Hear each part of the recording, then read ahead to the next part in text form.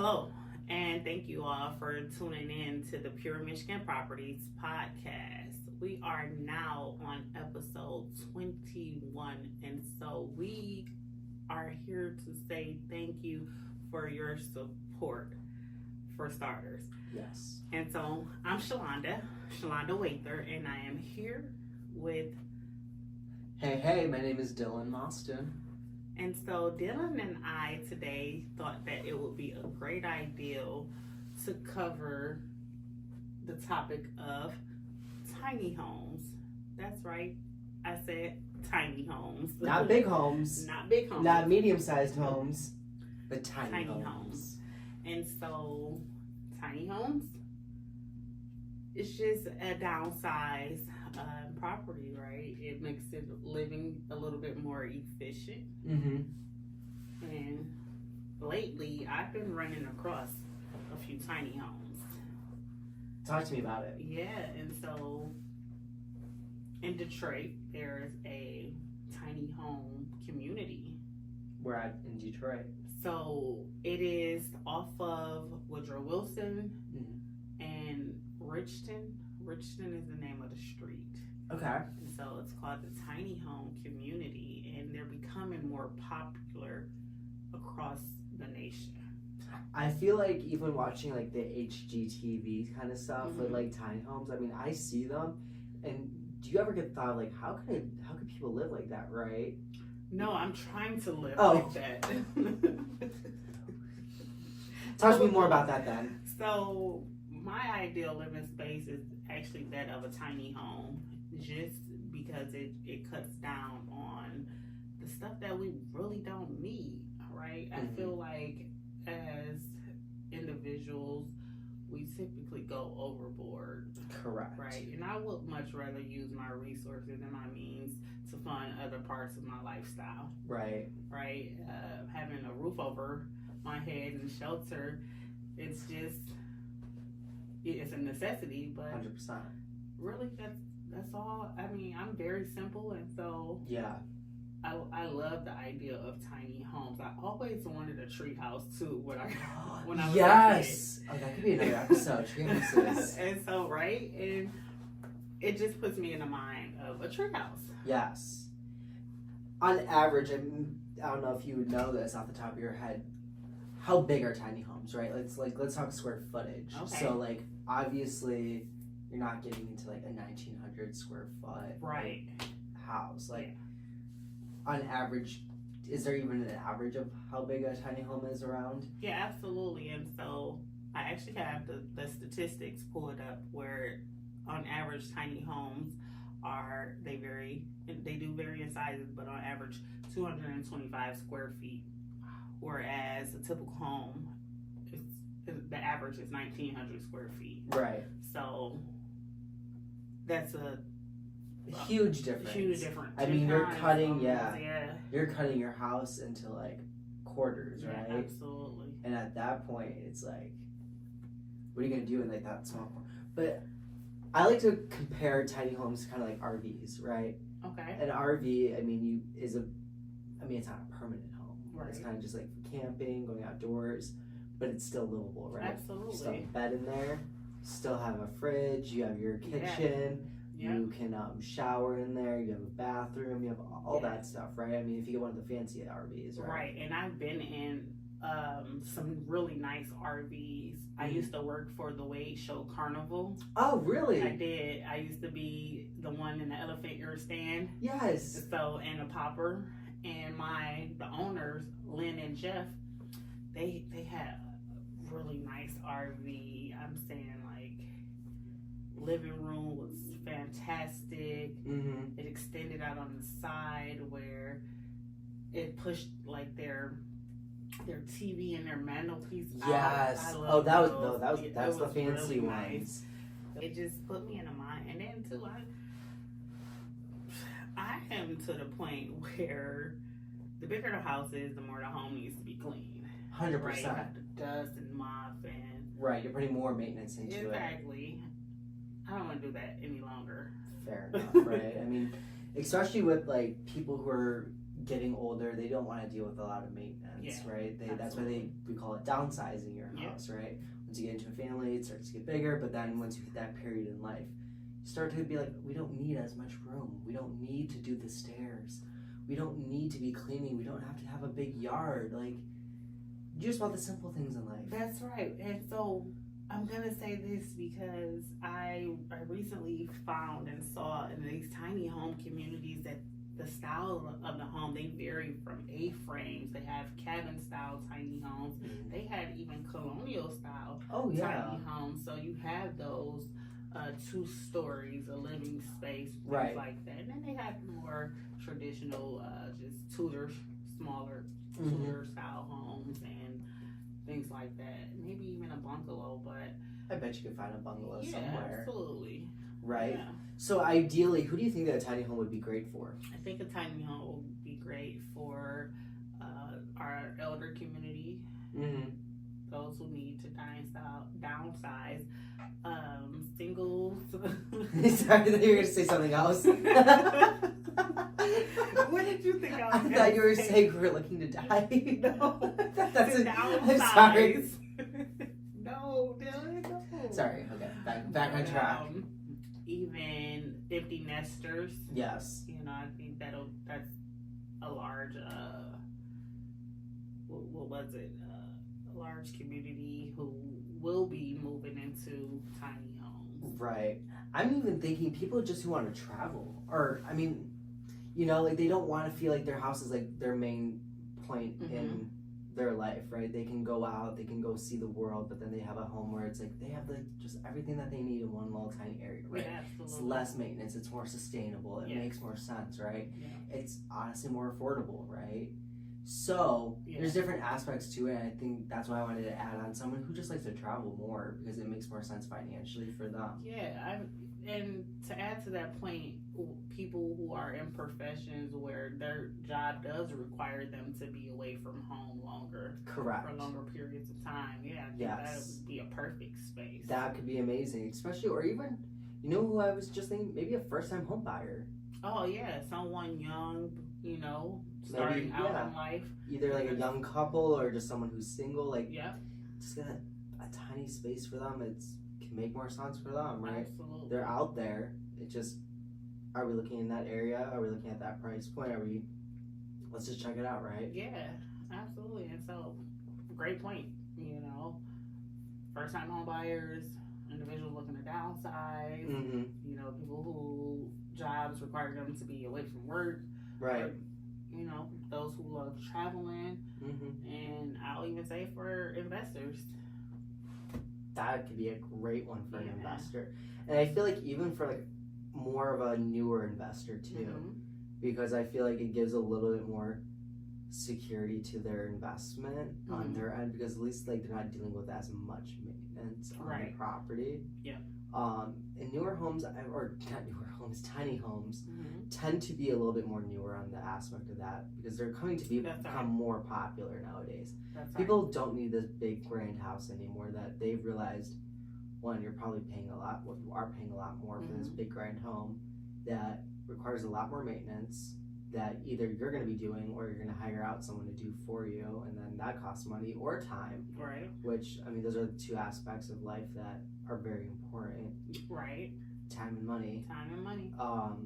And often those 2 go together, right? Yeah, that's why the economic term time value of money even exists. Yes. Yes, for that reason. Bingo. So I feel like there's so many smart strategies of how to market a tiny home to someone who is looking for one, right? Yes. And so I feel like just with the marketing period, put it in front of those who would be interested. I actually shared my video on Facebook, on my personal Facebook page. Yes. And I did get 2 people to call in asking how to get started with buying a tiny home. Now I'm gonna hold these 2 people to it because I followed back up and we set appointments. We have not yet carried out those appointments. Okay, so the appointments are still coming though. So we'll see. We did set appointments. Those appointments did not get rescheduled, but they were also not carried out. Okay. So I'm reaching back out to you guys because you told me you wanted a tiny home, and I'll help you get into one. So you know who you are. You know who you are.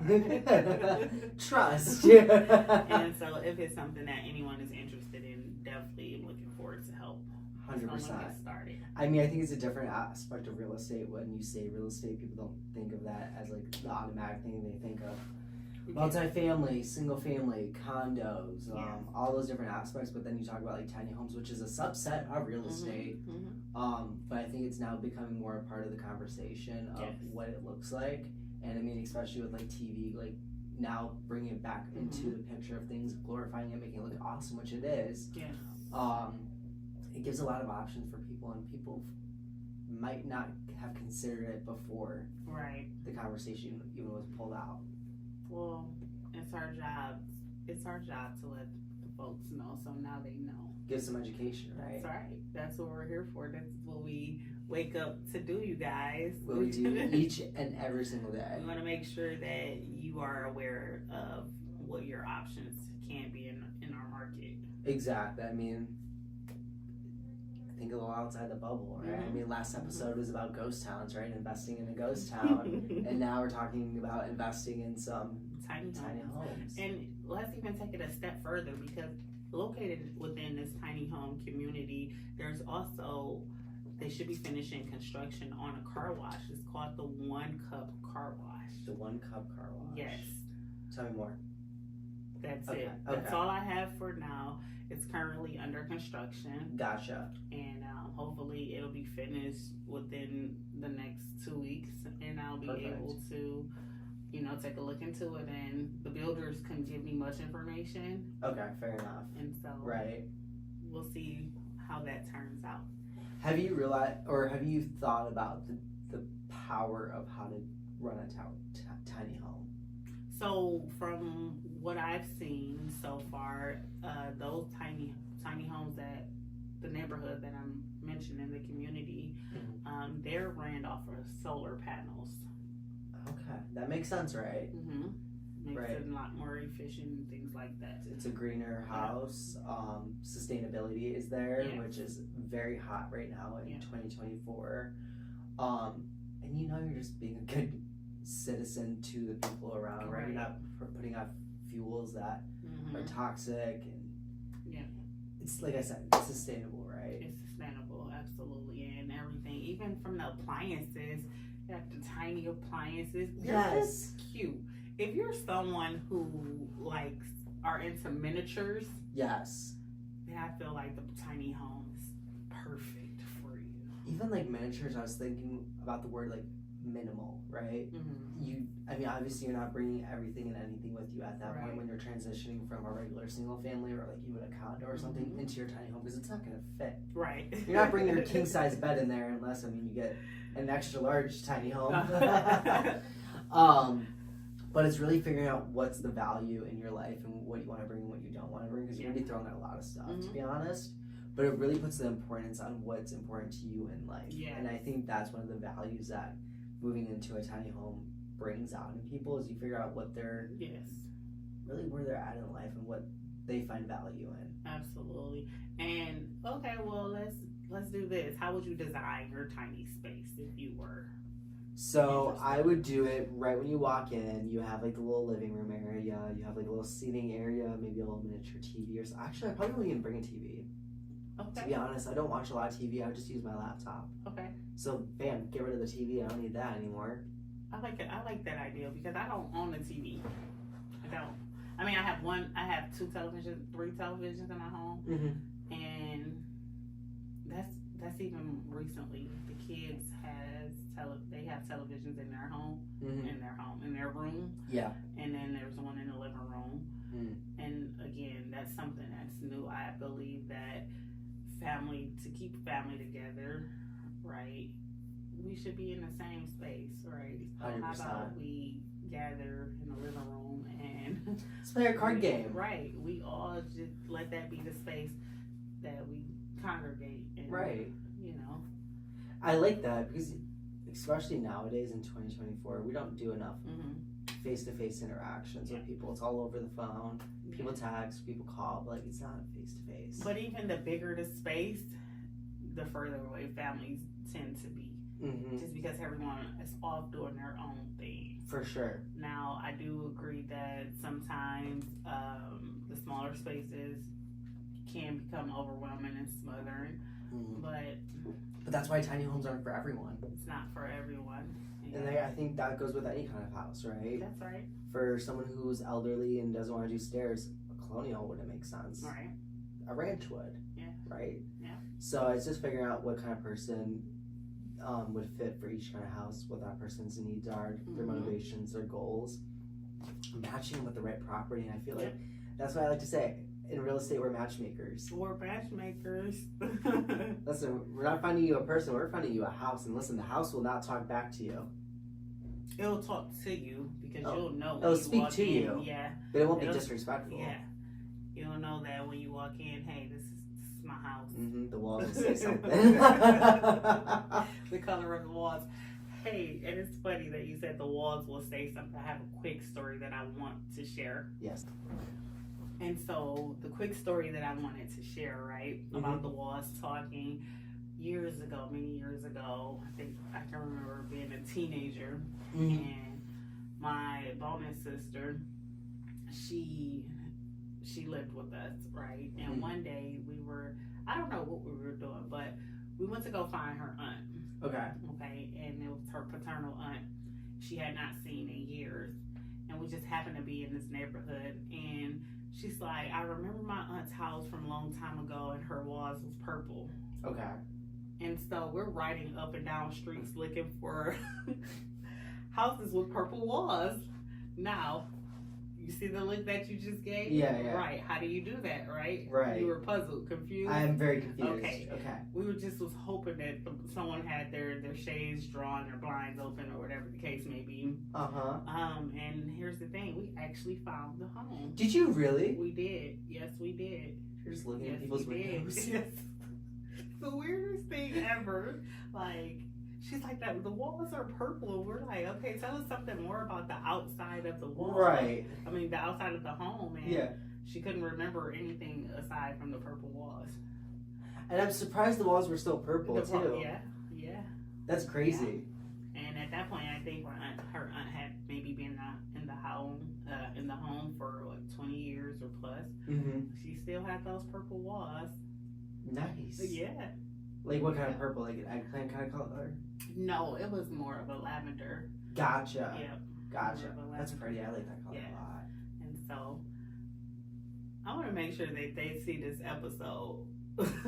Send it to them. Yeah, absolutely. But that's just a testament as to, how a home can speak to someone. Right. Even if it's not the owner. It's just, that's the funniest thing about it too, right? I mean, even if you don't own the house. That's right. A house can still have some emotional connection. Yeah. And I'll say this, right? And we don't have to, go too much into detail, but in real estate, typically people are looking for two things, right? And that's the location and the uniqueness. Correct. In a property, and tiny homes, they serve that purpose. For sure. I mean, like we've been talking about this whole episode, there's so many different benefits for the right person for a tiny home. And I feel like people think when they hear tiny, like they have like this negative thought in their head, like, oh, how's my stuff gonna fit? I promise you, you can make it work. You just need to declutter a lot, for sure. And I think it also paints a really good picture of how much we really do just bring into our lives, but we don't get rid of. Right. Like we need to think about like that aspect of things. Like we buy a lot of things in life. Yeah. That we realize don't even hold any value to us anymore. I mean, if I went through my bedroom, I'd probably find at least 3 full garbage bags full of stuff I can just get rid of. Wow. I'm just thinking about really all the clothes. Like, where do they go? I already feel like I live efficiently because over the years, I got rid of so much. Yeah. So many things. And part of the reason is we have a lot of clothes in the house. Like, everybody has clothes, shoes, and I mean, what else do you need besides love in the house? As long as you have love. And peace. Maybe some running water would be nice. Oh, well, yeah. Electricity, if you could. Beggars can't be choosers, but... Well, the thing about it is, we know how to make electricity. They showed us in science class. Yeah. You know, take some batteries and some lights and... DIY it. Some candles. Yes. So... We can make it work. We can make it work. Listen, we can get creative. Some rain, water. Yes. We'll figure it out. We'll get creative. But yeah, I'm not worried about it. So if you're looking for some creative solutions, reach out. And that's the thing. I think that tiny homes do just tap into that creativity and that artsy 100% mindset and things. For sure. I mean, I already have like 3 people off the top of my head that I feel like it could work for. Well, let's get them into a tiny home. For sure. So if you are looking to get into a tiny home, the first step is what, Shalonda? The first step is to call a great realtor, and you have 2. Bam!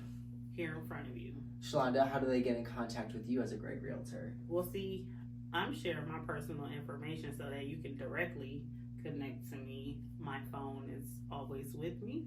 And so that number is 586-339-8321. And I'm looking to hearing from you. Or you can visit the website if you are one who prefers that direction at Shalonda, SHALAUNDA